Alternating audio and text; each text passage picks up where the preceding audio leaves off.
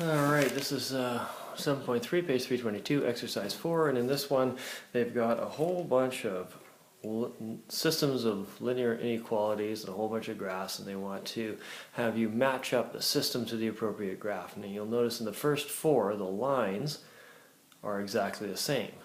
They're just referring to different shaded areas, but the lines are all exactly the same. So there's this area here, there's that area down there, there's this area, the lower area here, and the upper area here.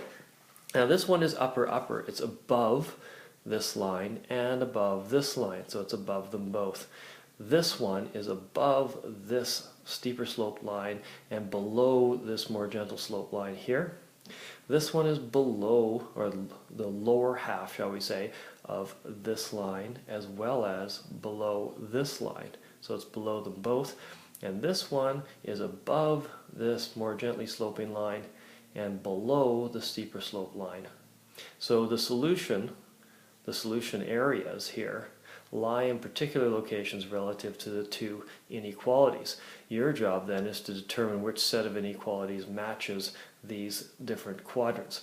And this page is kind of split like this. The next four all have, these four here have the same lines in different quadrants as well, and they refer to the other four.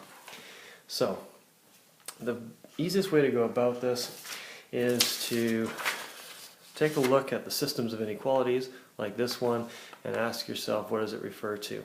And also look at the y-intercepts to make sure we're talking about the same lines. So let's take this one here, A, and let's change that in the y-intercept formula. First of all, y-intercept, they call it slope-intercept formula, I think. That's the original, that's one of them, negative 2x plus y is less than or equal to negative 4. That's the other one. So we're going to change these into a y on one side by itself kind of shape. So this one we're going to, I don't want to end up with minus y because you run into problems with inequalities when you multiply by a negative number. So I'm always going to add and subtract to move these things around. So I'm going to add y to both sides and I get x is less than or equal to y plus 2 because I've added y to both sides. Then I'll subtract 2 from both sides and I get x minus 2 is less than or equal to y. So y is bigger than that stuff.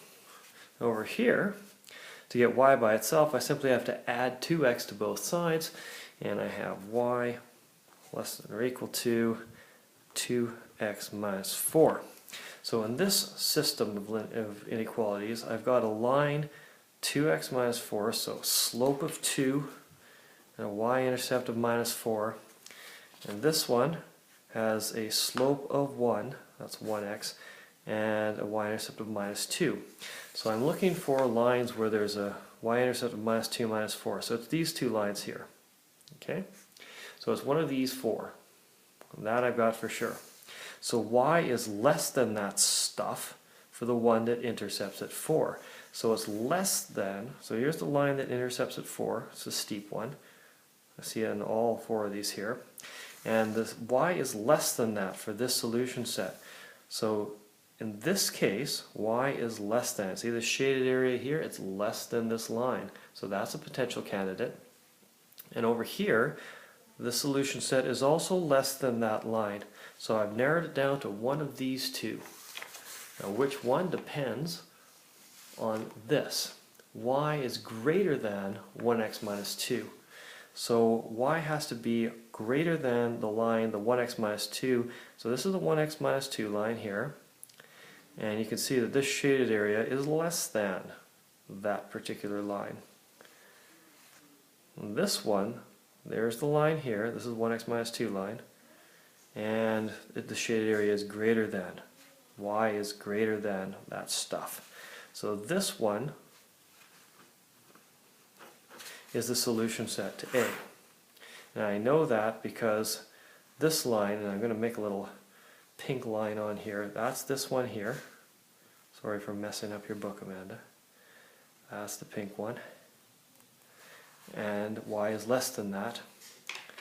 And this one we'll call the blue one. That's the blue line. And y is greater than the blue line. Right? Y is greater than that stuff. See, it's the greater side. So that's my solution set.